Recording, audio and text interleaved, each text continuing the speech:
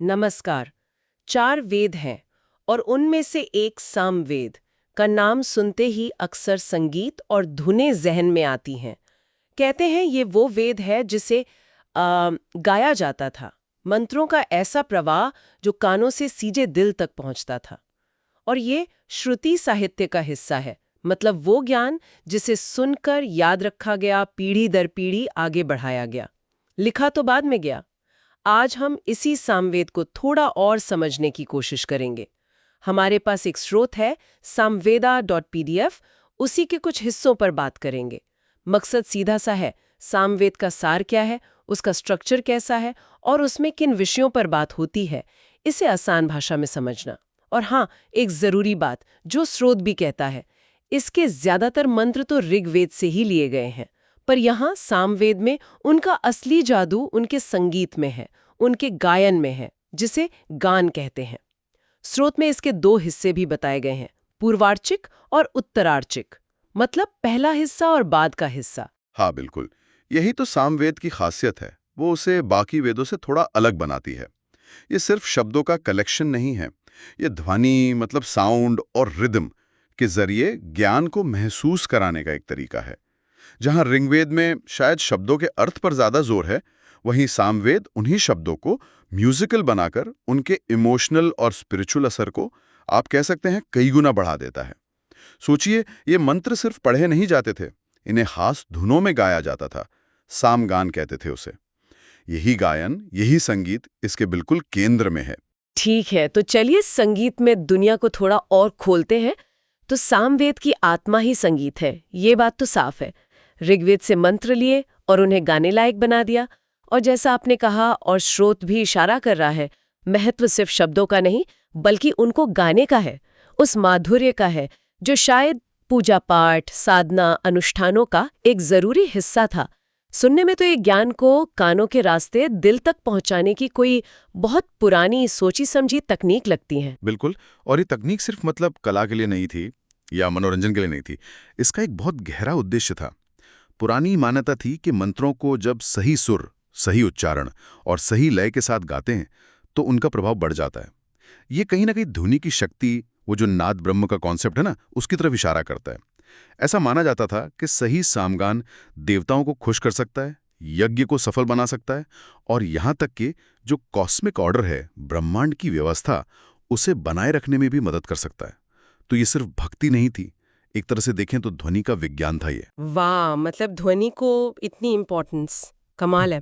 अच्छा, तो ये जो सोर्स है ना हमारे पास, वो सामवेद के अलग अलग टॉपिक्स को मतलब समझने के लिए करीब 10 हिस्सों में बांटता है ना? तो चलिए इनके जरिए सामवेद की दुनिया को थोड़ा और करीब से देखते हैं। पहला टॉपिक है देवत्व और उपासना। जाहिर है देवताओं की स्तुति, भक्ति, पूजा, इसी की बात होगी इसमें। स्रोत में खास तौर पर 5 देवताओं का नाम है, इंद्र, अग्नि, सोम, पूषण और बृहस्पति। ये नाम तो सुने हुए हैं, ऋग्वेद में भी है शायद। हाँ हाँ बिल्कुल, ये वही मुख्य वैदिक देवता हैं, लेकिन सामवेद में उनकी पूजा का, उनकी उपासना का तरीका संगीतमय है। जैसे इंद्र जो शक्ति और वर्षा के देवता माने जाते हैं, उनकी वीरता का गान होता था। अग्नि जो यज्ञ के बिल्कुल केंद्र में है और देवताओं तक संदेश पहुंचाते हैं, उनको बुलाने के लिए मीठे सुर इस्तेमाल होते थे। सोम जो एक पौधा भी है और देवता भी, दिव्यता और प्रेरणा का स्रोत, उनके लिए तो खास सामगान थे। फिर पूषण हैं जो रास्ता दिखाते हैं, पशुओं के रक्षक हैं, और बृहस्पति जो ज्ञान और प्रार्थना के देवता हैं। इन सभी की स्तुति, उनकी तारीफ सामवेद में गेय रूप में मिलती है, मतलब गाकर। और ये गायन खासकर यज्ञों के समय होता था। ऐसा मानते थे कि इससे देवताओं का आह्वान ज्यादा असरदार होता है। कह सकते हैं कि संगीत प्रार्थना को पंख लगा देता था।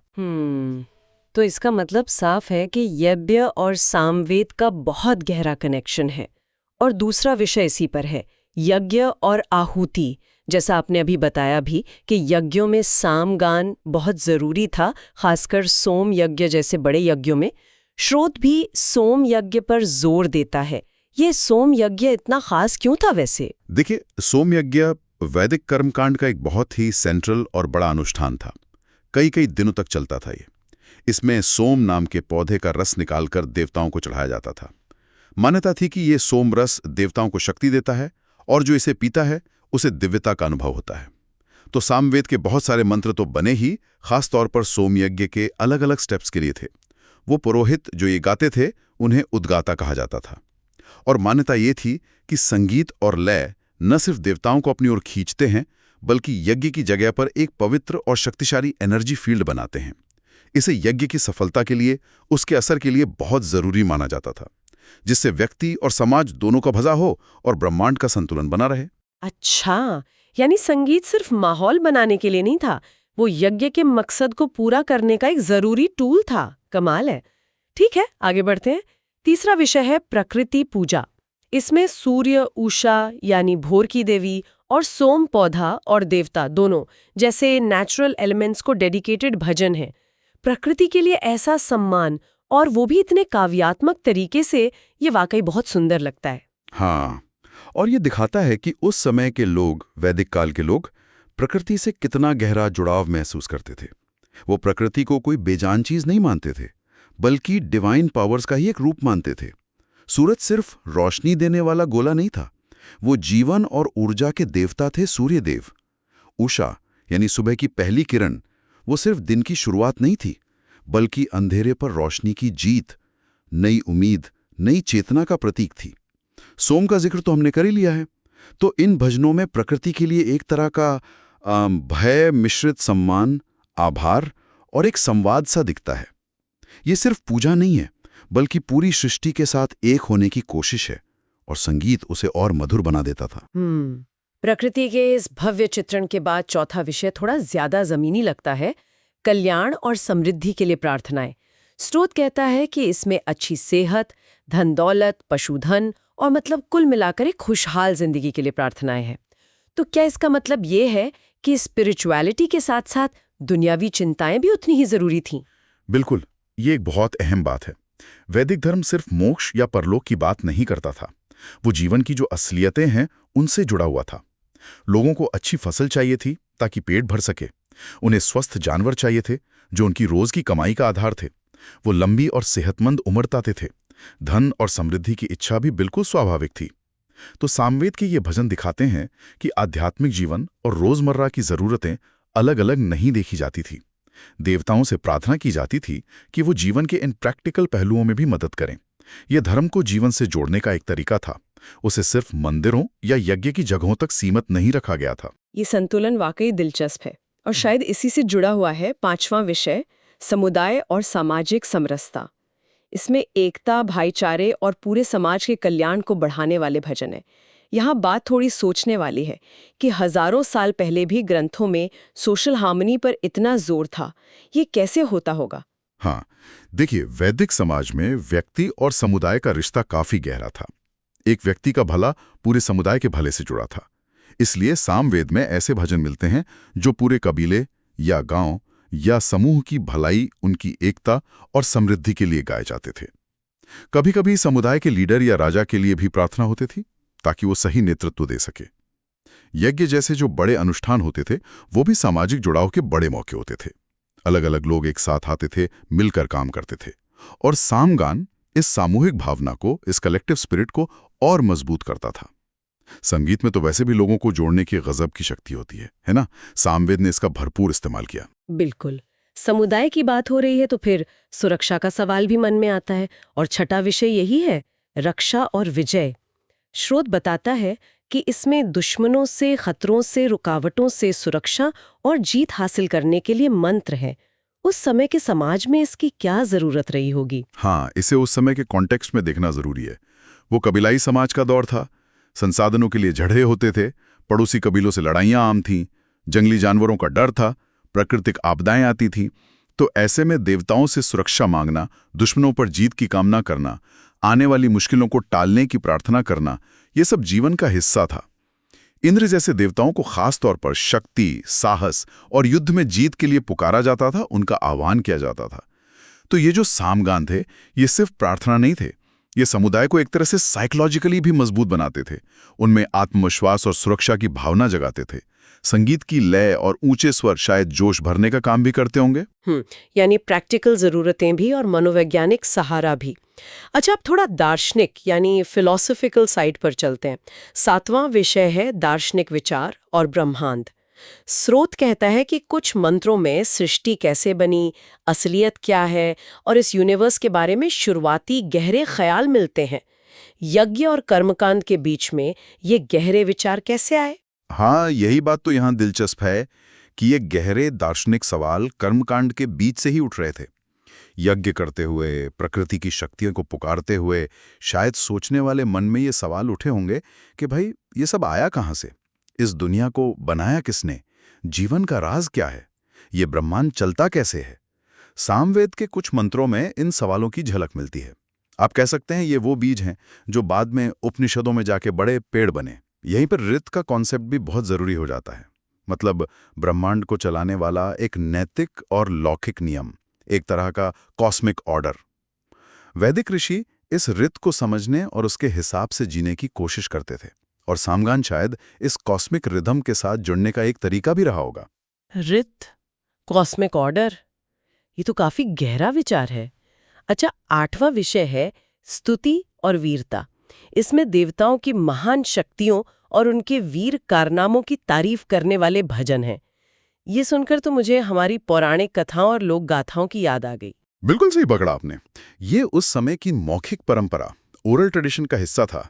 देवताओं, खासकर इंद्र जैसे जो योद्धा देवता थे, उनके साहसिक कामों, उनकी जीतों की कहानियों का म्यूजिकल वर्णन होता था। ये भजन सिर्फ तारीफ नहीं थे, बल्कि ये नैतिक मूल्यों, आदर्श व्यवहार और जो कल्चरल हीरोज थे, उनकी कहानियों को अगली पीढ़ी तक पहुंचाने का सबसे असरदार तरीका थे। संगीत और लय इन कहानियों को न सिर्फ यादगार बनाते थे, बल्कि सुनने वालों में वीरता, धर्म, कर्तव्यनिष्ठा जैसे भावों को जगाते भी थे। ये एक तरह से समाज की कलेक्टिव मेमोरी को जिंदा रखने का तरीका था। कहानियों से प्रेरणा और मूल्यों का संचार, सही है। अब 9वें विषय पर आते हैं, ज्ञान और प्रज्ञा। स्रोत बताता है कि इसमें सच्ची अंतर्दृष्टि और समझ हासिल करने के लिए प्रार्थनाएं हैं। ये किस तरह के ज्ञान की बात हो रही है? देखिए, ये ज्ञान सिर्फ किताबी या दुनियावी ज्ञान नहीं है। यहाँ प्रज्ञा शब्द ज्यादा महत्वपूर्ण है, जिसका मतलब है विवेक, सही समझ, अंदरूनी नजर। वैदिक ऋषि देवताओं से प्रार्थना करते थे कि उन्हें सच और झूठ, सही और गलत में फर्क करने की ताकत मिले। वो डिवाइन गाइडेंस चाहते थे ताकि वे ऋत यानी उस कॉस्मिक ऑर्डर के मुताबिक जीवन जी सकें। ये ज्ञान की खोज आध्यात्मिक तरक्की और एक मीनिंगफुल जीवन जीने के लिए थी।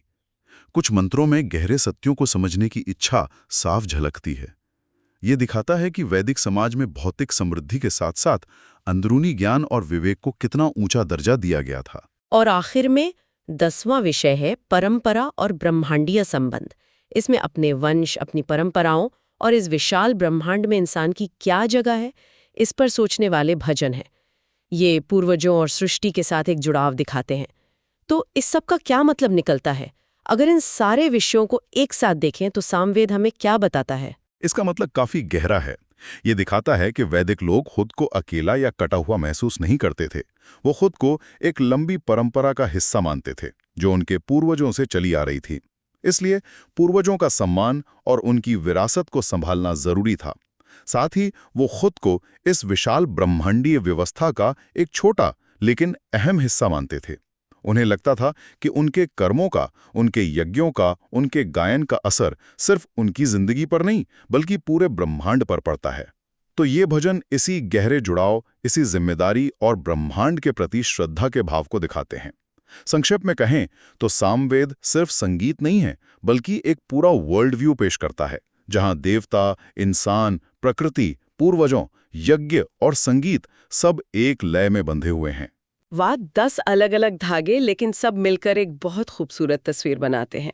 अच्छा, इन सभी विषयों को समेटते हुए स्रोत कुछ खास प्रैक्टिकल बातें या कह लें कि निष्कर्ष भी निकालता है, जो शायद सामवेद के एसेंस को हमारी रोजमर्रा की समझ के थोड़ा और करीब लाते हैं।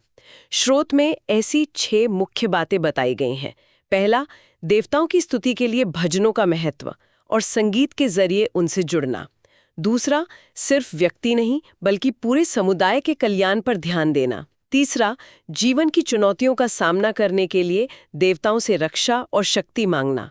चौथा, प्रकृति के साथ एक गहरा, सम्मानजनक और काव्यात्मक रिश्ता रखना। पांचवा, सोम और यज्ञ जैसे अनुष्ठानों का सेंट्रल रोल जिन्हें सामगान एनर्जी देता था, और छठा अपनी जड़ों यानी परंपरा और पूर्वजों के प्रति श्रद्धा का भाव रखना। ये पॉइंट्स इन गहरे विषयों को याद रखने और समझने का एक अच्छा तरीका लगते हैं, है ना? हाँ बिल्कुल। ये 6 बिंदु सामवेद के मुख्य व्यावहारिक पहलुओं का एक बहुत सटीक सारांश देते हैं। ये दिखाते हैं कि ये ग्रंथ सिर्फ कोई एब्स्ट्रैक्ट विचारों या मुश्किल कर्मकांडों का कलेक्शन नहीं था। इसका सीधा संबंध जीवन जीने के तरीके से था। उपासना, सामाजिकता, सुरक्षा की भावना, प्रकृति प्रेम, अनुष्ठानिक अनुशासन और अपनी जड़ों से जुड़ाव, ये सब मिलकर एक संतुलित और सार्थक जीवन का नक्शा बनाते हैं, जैसा कि स्रोत के इन अंशों से पता चलता है। ये एक तरह से एप्लीकेशन और याद रखने पर फोकस करने वाला नजरिया है, जो ज्ञान को जिंदा रखता है। तो अगर हम आज के इस पूरी बातचीत को समेटें, तो सामवेद मूल रूप से सुरों और गायन का वेद है। इसका आधार भले ही ऋग्वेद के मंत्र हों, पर सामवेद ने उन्हें संगीत की आत्मा देकर एक नई पहचान दी। और इसके विषय बहुत फैले हुए हैं, यज्ञ और अनुष्ठान की बारीकियों से लेकर प्रकृति के खूबसूरत चित्रण तक, सृष्टि के रहस्यों पर शुरुआती दार्शनिक विचारों से लेकर रोजमर्रा की जिंदगी की चिंताओं और उम्मीदों तक, सब कुछ इसमें शामिल है।